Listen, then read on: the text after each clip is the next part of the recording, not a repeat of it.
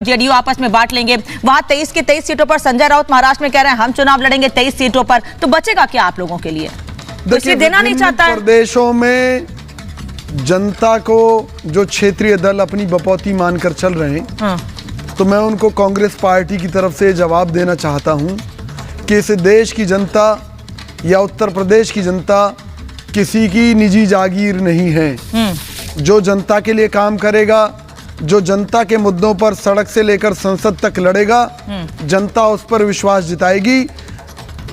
जताएगी और उन क्षेत्रीय दलों पर कतई विश्वास जनता नहीं जताने वाली जो सीबीआई और ईडी के डर की वजह से गठबंधन से दूर भाग रहे हैं या गठबंधन को खराब करने की कोशिश कर रहे हैं। मतलब आप आम आदमी पार्टी और समाजवादी पार्टी और अखिलेश जी के बारे में ये कहना चाहूंगा। आप आम आदमी पार्टी की बात कर रहे हैं, आप समाजवादी पार्टी की बात कर रहे हैं, आप ममता बनर्जी की बात कर रहे हैं। खुल के नाम ले लीजिए ना सर, क्या जिक्र कर रहे हैं क्षेत्रीय पार्टी और यहाँ की पार्टी? मैं तो बोल दीजिए खुल के। मैं तो सीधे तौर पर कह रहा हूँ कि अगर बसपा ये जानती है कि वो गठबंधन में आएगी, अनामिका जी, कांग्रेस अपने आप तो मरेगी, बाकियों को भी डूबेगी, और फिर भी वो आना नहीं चाहती, इसका मतलब बहन मायावती जी सीबीआई और ईडी से डरी हुई है। अरे भाई डरे रहिए, जनता तो नहीं डरी हुई ना, जनता तो वोट डालने के लिए स्वतंत्र है ना, उनकी आंखें खुली हुई है ना। उन्हें मालूम है कि जो बहन मायावती जी अगर सीबीआई ईडी से डरकर जनता की लड़ाई नहीं लड़ सकती, तो जनता उनके कहने पर वोट क्यों देगी? जनता तो उस कांग्रेस को वोट देगी जिसके नेता सड़क से लेकर संसद तक जनता की लड़ाई लड़ रहे हैं।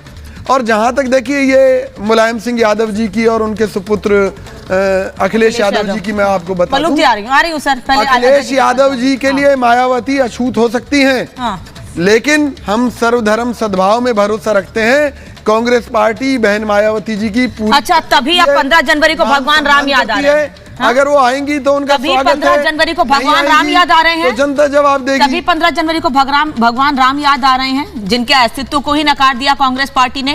अब उनके दर्शन करने के लिए कांग्रेस पार्टी ये सरासर झूठ है कि कांग्रेस ने कभी भगवान श्री राम के अस्तित्व को नकारा हो। अच्छा, अगर हम धर्म में, हिंदू धर्म में भरोसा ना रखते तो सोमनाथ मंदिर का निर्माण ना कराया होता। अगर हम धर्म में मैं इस पर अजय जी से रिएक्शन लूंगी। हाँ, तो हमने मथुरा में भगवान श्री कृष्ण जी के मंदिर का निर्माण ना कराया होता। मना कर दिया निश्चित तौर पर। मैं इस पे कुछ नहीं बोलूंगी विजय जी, मैं अजय जी से और विजय जी से रिएक्शन लूंगी, फिर मैं जाऊंगी अनुराग जी के पास। मानते हुए करती है। आ जाएगा। राम राज्य क्या होता है? सनातन राज्य होता है ना। उनके पुत्र प्रियंक खड़गे कहते हैं कि नहीं भाई साहब, आपको फिर ना सनातन की परिभाषा मालूम है ना राम राज्य की परिभाषा। हिंदू तो एक मिनट बीच में नहीं, कर्नाटका के पूर्व प्रदेश अध्यक्ष, मैं आपके बीच में नहीं बोल रहा था। ऐसे डिबेट करने का क्या फायदा है? नहीं आप बताइए, ऐसा डिबेट करने का क्या फायदा है? आप सुन लीजिए ना, फिर मुझे बोलिए। जानते हैं उनकी आवाज थोड़ी देर से आएगी मेरे पास, बोलने दीजिए। अरे मैं आप ही के नेताओं को कोट कर रहा हूँ, तो आपको ये भी मालूम होगा कि दक्षिण से है मल्लिकार्जुन खड़गे जी, के पूर्व प्रदेश अध्यक्ष कहते हैं समस्या है, हिंदू शब्द बड़ा गंदा है, उनको भाषा की समस्या है। क्योंकि 22 तारीख को भगवान यहाँ चले जाएंगे दूसरी तस्वीर वाली जगह में। आप तो भगवान के ठेकेदार बन गए भाई साहब, ऊपर वाली जगह में झोपड़ी में। मतलब भाजपा कांग्रेसियों की देन है, ये कांग्रेसियों की मर्जी थी। ये अटकाया, लटकाया, भटकाया।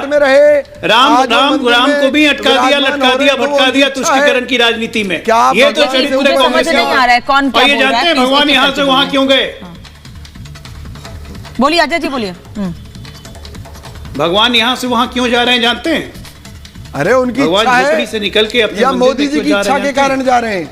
क्योंकि जनता ने मन बना लिया भगवान को वहां भेजने का। पूर्ण बहुमत की सरकार है, वोट की कीमत ये होती है जो आप नहीं समझते हैं। मैं आपको आपके लिए आज भी तुष्टीकरण है। ये यात्रा दूसरी राहुल गांधी निकाल रहे हैं, जिसके कारण आपके इतने सुर निकल रहे हैं। अनामिका जी के बीच में बोलते रहेंगे, समाज पार्टी डरी हुई है और वो मौका देख रही है कि उसे किस तरफ जाना चाहिए जिससे सीबीआई और ईडी से बची रह सके।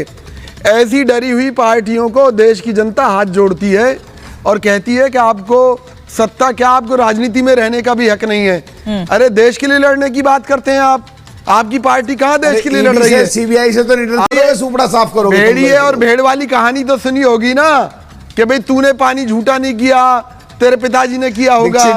तो ये कहानियां टीवी चैनल पर मत सुनाइए। अगर बसपा को देश की चिंता है तो हमारे साथ आइए। कांग्रेस के खिलाफ बोलना है हो, क्या चाहते हो दीक्षित जी? अभी मालूम ना करिए मुझे पहले, अगर ऐसे ही एक दूसरे पे आरोप लगा रहे हो, कल को साथ हो गए गठबंधन में, तो कैसे जनता के सामने? हम तो क्लियर कह रहे हैं, हम बहन मायावती जी की इज्जत करते हैं, लेकिन क्या वो देश की इज्जत फर्क पड़ेगा? कांग्रेस मरो, इसकी क्या फर्क पड़ रहा है? न प्रवक्ता भाई, जब हमारी पार्टी के कार्यकर्ता पार्टी छोड़कर बसपा में जाते हैं, हमने तो कभी नहीं कहा कि बहन मायावती आकर माफी मांगे हमसे। भाई राजनीति है भाई, हमने किसी को तुम जस्टिफाई कर रहे हो दलितों से संबंधित विधायकों को तोड़ के कांग्रेस ठीक काम कर रही है, क्या बोल रहे हो तुम राष्ट्रीय चैनल पे? अगर कोई विधायक अपने आप आ रहा है, शामिल हो रहा है हमारी पार्टी में, तो भाई उसके लिए हम क्या जिम्मेवार है? क्या हम ऑपरेशन लोटस चलाते हैं? तो आज यूपी में जवाब अस्तित्व बचाने की लड़ाई है, तो ये सब ईडी सीबीआई इसलिए चिल्लाना शुरू कर दिया है कुर्सी बचाने की लड़ाई लड़ रहे हैं। काम कर रही है, स्पीडी ट्रायल हो रहा है, कोर्ट में एविडेंसेस आ रहे हैं, जेल जाना तय है।